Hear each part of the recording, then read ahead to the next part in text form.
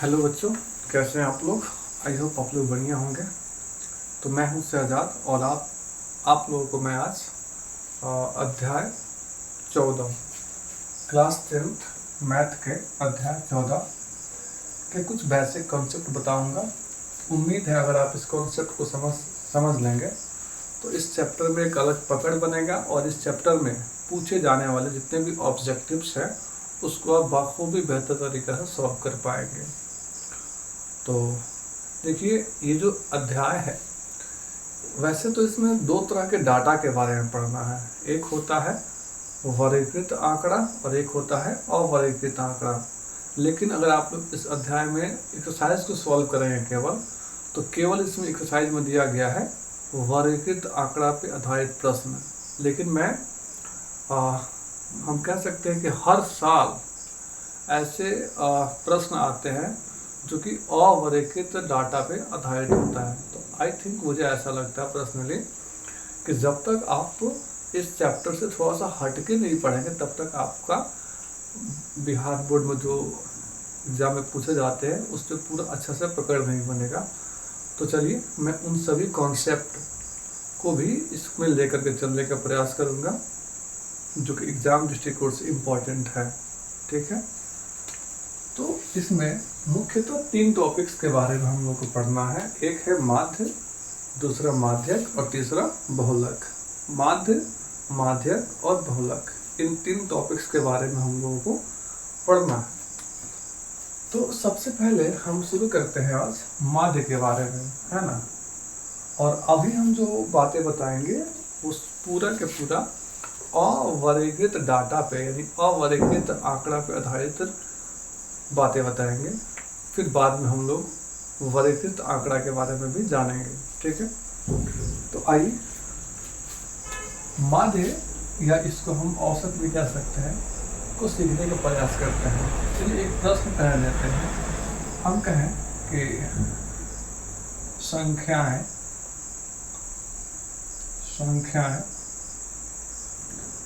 7, 5, 13, 2 और 8 का माध्य क्या होगा।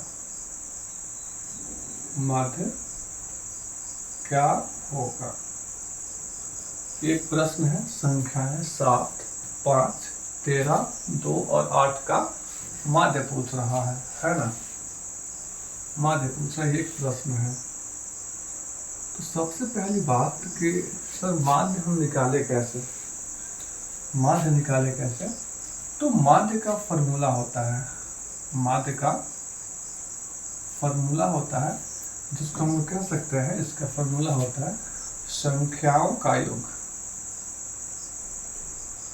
संख्याओं का योग बटा कुल संख्या। माध्य का ये फॉर्मूला होता है संख्याओं का योग बटा कुल संख्या, है ना। तो अब इसमें देखिए कह रहा है कि इस संख्या जो दिया है इसको डाटा कह सकते हैं कि 7, 5, 13, 2 और 8 का माध्य क्या होगा। तो माध्य निकालने का फॉर्मूला होता है, कहता है कि संख्याओं का योग, मतलब जो भी संख्या दिया गया है उसको पहले जोड़िए। तो क्या क्या दिया है, 7, 5, 13, 2, 8 और फिर बटा कुल संख्या। तो इसका मतलब वो कितना संख्या है, तो 1, 2, 3, 4, 5 है ना। अब इसको जोड़िए, 7, 5, 12, 13, 25, 25, 2, 27, 27 और 8 हो जाएगा 35। 35 बटा 5, अगर आप इसको कट कीजिएगा तो आएगा 7। ये हो गया आपका आंसर।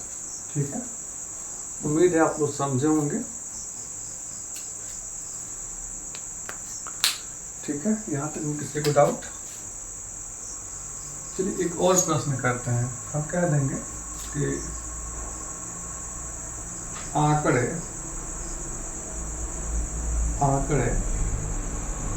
3, 6, 9, 12, 10 माध्य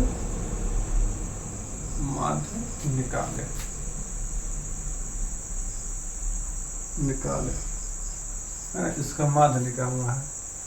तो फिर से वही तरीका, माध्य का फॉर्मूला हम लोगों को पता है, माध्य इज इक्वल टू संख्याओं का योग, मतलब कुल को जोड़ेंगे 3 + 6 + 9 + 12 + 10, इनको जितना होगा उतना से भाग करेंगे। 1 2 3 4 5, यहाँ पर भी इत्तेफाक से 5 ही लिख दिए हम। इसको जोड़ेंगे 3 6 9 9 18 18 12 30 10 40, तो 40/5 कट करेंगे तो हो जाएगा इसका आंसर 8। तो उम्मीद है आप लोग इसको समझे होंगे। ये एक प्रश्न हो गया, एक प्रश्न ये हो गया, है ना। अब थोड़ा सा हम लोग आगे लेवल पे चलते हैं। ये तो एक टाइप का प्रश्न हो गया। अब थोड़ा सा हम इसको और आगे लेके चलते हैं आप लोगों के लिए। देखिएगा कह सकता है ऐसे कह सकता है कि यदि 5 13 12 17 19 और x का माध्य 17 है, तो x का x का मान ज्ञात करें। ऐसे सवाल एग्जाम में बहुत ज़्यादा पूछे जाते हैं। यदि 5 13 12 17 19 और x का मान है 17 है, तो x का मान क्या होगा ये निकालना है। ये हो गया आपका प्रश्न। अच्छा, ये टाइप 2 हो जाएगा। इसके पहले जो हम पढ़े थे वो टाइप 1 था, ये टाइप हो जाएगा 2, है ना। रोमन में 2 लिखा हुआ है। तो देखिएगा तरीका तो वही होता है, माध्य इज इक्वल टू होता है फॉर्मूला संख्याओं का योग बटा कुल संख्या। तो संख्या कितना है, संख्या होगा 5 + 13 + 12 + 17 + 19 + x। और कितना संख्या हो रहा पूरा 1 2 3 4 5 6 और माध्य दिया कितना है, तो 17 दिया है। तो 17 इज इक्वल टू, अब जोड़िए 5 13 18 12 30 30 47 47 और 19 47 और 19 47 और 19 हो जाएगा आपका 66 क्या 47 और 19 9 7 16 और 6 5 1 6 1 5 4 1 5 1 6 66 प्लस x/6 क्रॉस मल्टीप्लाई करेंगे तो आएगा 66 plus x is equal to 67 102, है ना। और अगर यहाँ पे x का मान निकालिएगा तो 102 माइनस 66, तो x इज इक्वल टू हो गया 12 से 6 हो गया 6, 9 से 6 हो गया 3, x का मान हो गया 36। ठीक है, एक और प्रश्न लेते हैं आप लोगों के लिए। कह देंगे कि 7 17 21 25 30 51 और y, केवल x से क्यों, हम y भी ले सकते हैं। y का माध्य 30 है, तो y का मान, ये क्वेश्चनों के मान ज्ञात करें। सवाल में ये था कि 7 17 21 25 30 21 51 और y का मान 30 है, तो y का मान ज्ञात कीजिए, है ना। तो फिर से वही तरीका, माध्य इज इक्वल टू होता है संख्याओं का योग बटा कुल संख्या। तो 7 + 17 + 21 + 25 + 30 + 51 + y, और बट्टा में कुल संख्या कितना हो जाएगा 1 2 3 4 5 6 7।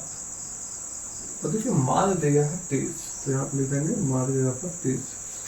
अब इसको जोड़िए 1 5 6 1 7 7 14 7 21 के एक हाथ में 2 5 3 8 2 10 2 12 1 13 और 2 15 बट्टा में 7। और यहाँ पे ना y है, y यहाँ पे है, तो क्रॉस मल्टीप्लाई कर रहे हैं हम, तो 1 से 51 प्लस y 7 तरीका 21, तो y इज इक्वल टू हो गया 1 से 51 सॉरी 1 से 21 माइनस 151, तो y इज इक्वल टू हो जाएगा यहाँ पे 1 से 1 गया 0, 5 से 2 गया 3 माइनस में हो जाएगा, है ना। तो ये हो गया आपका आंसर, निगेटिव में माइनस में 30, है ना। तो इस तरह के सवाल आपके एग्जाम में आ सकता है, ठीक है। तो आइए और हम आगे बढ़ते हैं कुछ सवालों को लेकर के। तो ये तो टाइप नंबर 2 हो गया, x के मान निकालने पर संबंधित सवाल। अब टाइप 3 की तरफ हम बढ़ते हैं, ठीक है। टाइप 3 की तरफ हम लोग थोड़ा सा बढ़ जाते हैं। इससे क्या देगा आप लोगों से बोलो। टाइप 3 कर देते हैं कि यदि 2 3 7 4 x और y का माध्य 15 है, तो x और y में क्या संबंध है,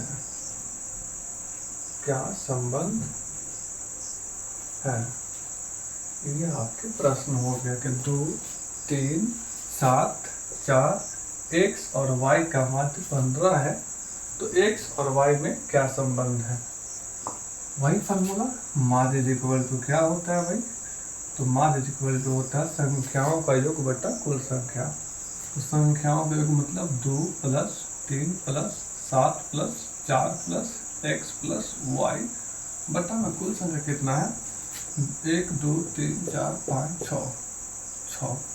माध्य का मान दिया कितना है, तो माध्य 15 दिया है यहाँ पे, तो 15 इज इक्वल टू 2 3 5 7 12 12 4 16, तो हो गया 16 प्लस x प्लस y बटा में 6, तो हो जाएगा बता है कितना 16 प्लस x प्लस y अपन 6 90, तो x plus y is equal to 90 minus 16, ये उधर चल गया, तो हो जाएगा x plus y is equal to 74, है ना 74। ये हो गया इसका आंसर।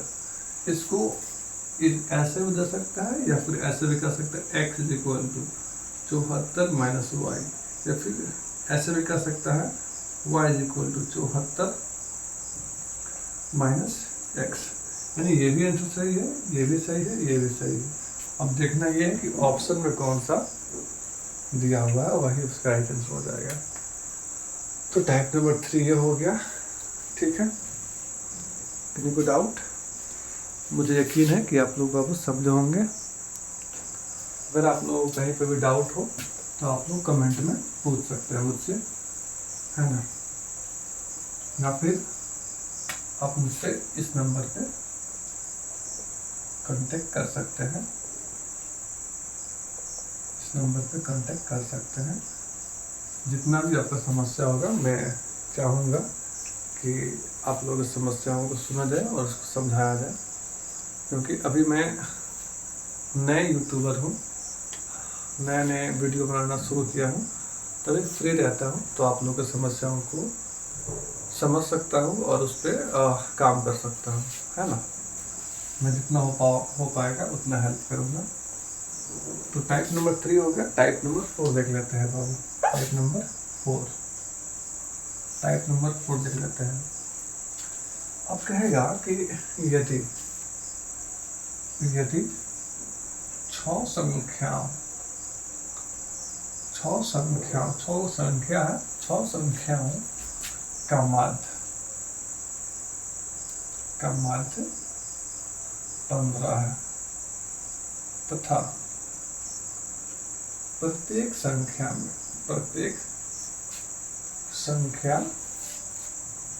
में 6 जोड़ दिया जाए तो नया माध्य क्या होगा? नया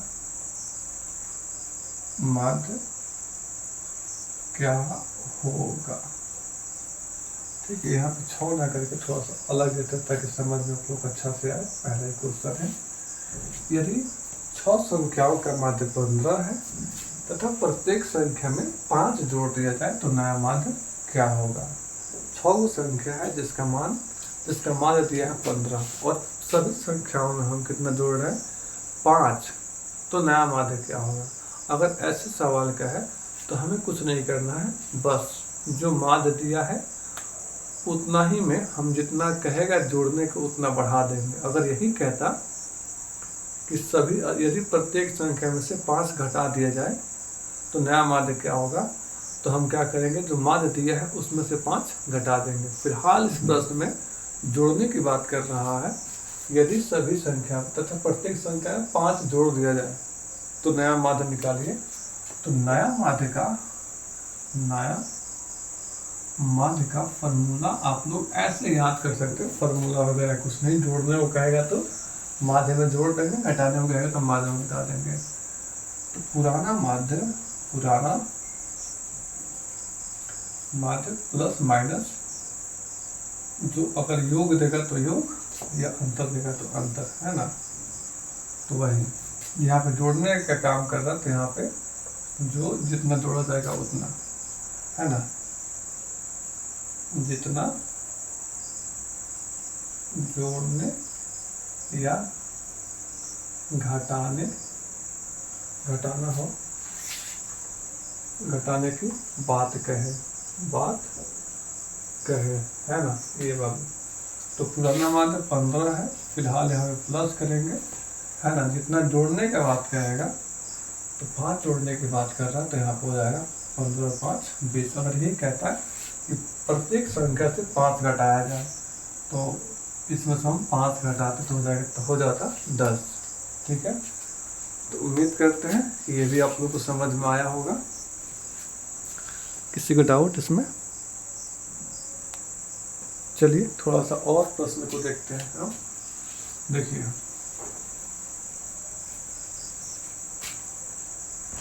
एक प्रश्न ऐसे कह सकता है, देखिए फिलहाल तो आप लोगों को कुछ संख्याओं के बारे में जानना होगा। संख्याओं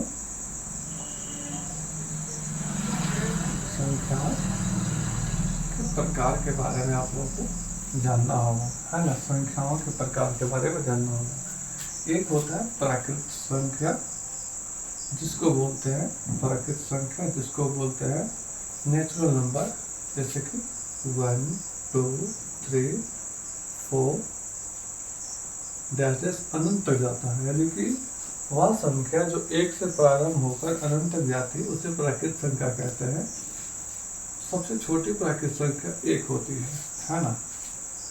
फिर हम बात करें पूर्ण संख्या, जिसको बोलते हैं होल नंबर, तो वह संख्या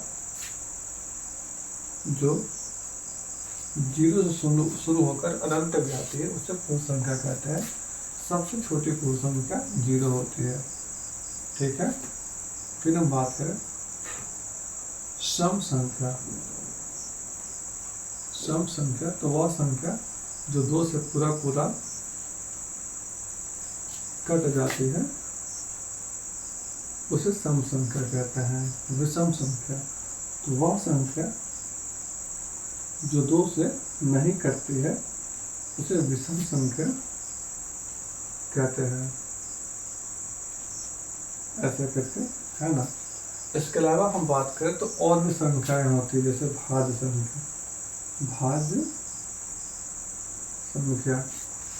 संख्या को हम लोग क्या बोलते हैं, संयुक्त संख्या भी कह सकते हैं। तो वह संख्या जो एक और स्वयं को छोड़कर किसी अन्य संख्या से कट जाती है उसे भाज्य संख्या कहते हैं। सबसे छोटी भाज्य संख्या 4 होती है। 4, 6, 9, 10। भाज्य संख्या किसे कहते हैं? तो जो संख्या 1 से और अपने आप से छोड़कर किसी अन्य संख्या से कट जाती है उसको बोलते हैं भाज्य संख्या। तो सबसे छोटी भाज्य संख्या 4 है। अभाज्य क्या होता है? तो वह संख्या जो 1 और अपने आप को छोड़कर किसी अन्य संख्या से ना कटे, जैसे कि 2, 3, 5, 7, 11। ये या तो 1 से कटेंगे या फिर खुद से कटेंगे, इसके अलावा किसी अन्य संख्या से नहीं कटेंगे। तो सबसे छोटी भाज्य संख्या होती है 2। और एकमात्र सम संख्या है जो सम संख्या भी है और भाज्य संख्या भी। ऐसा कोई अब सब सम संख्या नहीं मिलेंगे जो सम संख्या होते हुए भी अभाज्य संख्या हो जाए। तो 2 एकमात्र सम संख्या है जो कि अभाज्य है, इसके अलावा कोई अन्य संख्या नहीं है। ठीक है, तो मैं इसको बताने का प्रयास इसलिए कर रहा था कि आपसे कह सकता है कि n प्राकृत संख्याओं का माध्य का फॉर्मूला क्या होगा। जैसे पूछ भी सकता है कि n प्राकृत संख्याओं का माध्य क्या होता है, जैसे कि 5 प्राकृत संख्याओं का माध्य क्या होता है। तो आप चाहें तो जोड़ के 1 + 2 + 3 + 4 + 5 इसको 5 से भाग कर देंगे तो होगा 15 भागे 3 भागे 5, सॉरी 5 को है तो हो जाएगा 3, है ना। 5 प्राकृत संख्याओं का माध्य कितना होगा? 3। इसके लिए फॉर्मूला भी होता है। n प्राकृत संख्याओं का माध्य इक्वल होता है n + 1/2। n पूर्ण संख्याओं का माध्य होता है n - 1/2। सम संख्याओं का माध्य होता है n + 1। विषम संख्याओं का माध्य होता है n। और इन दोनों का कोई खास फॉर्मूला नहीं होता है। ठीक है, तो ये हो गया। आप लोगों को याद रखना पड़ेगा। ये फॉर्मूला याद इसलिए रखना पड़ेगा, जैसे मान लीजिए कि हमको दिया है कि 5 प्राकृत संख्याओं का माध्य क्या है, तो ऐसा निकाल तो दिए, लेकिन अगर यही देता कि 50 प्राकृत संख्याओं का माध्य क्या होगा, है ना, 50 प्राकृत संख्याओं का माध्य क्या होगा, तो उस समय आप लोग क्या करते हैं, 50 1 से लेकर 50 तक जोड़ते, उसके बाद से जोड़ने के बाद उसमें 50 से भाग लगाते हैं, जो कि बड़ा डिफिकल्ट है। अगर ये फार्मूला याद रहेगा तो बड़ा आसानी से बन जाएगा, है ना। तो ये फार्मूला थोड़ा सा इम्पोर्टेंट हो जाता है। ठीक है, तो माध्य के बारे में हम लोग आज समझ लिए। इंशाल्लाह हम लोग कल समझेंगे माध्यक के बारे में। ठीक है, तो आज के लिए इतना ही। मिलते हैं नेक्स्ट वीडियो में, तब तक के लिए धन्यवाद, शुक्रिया।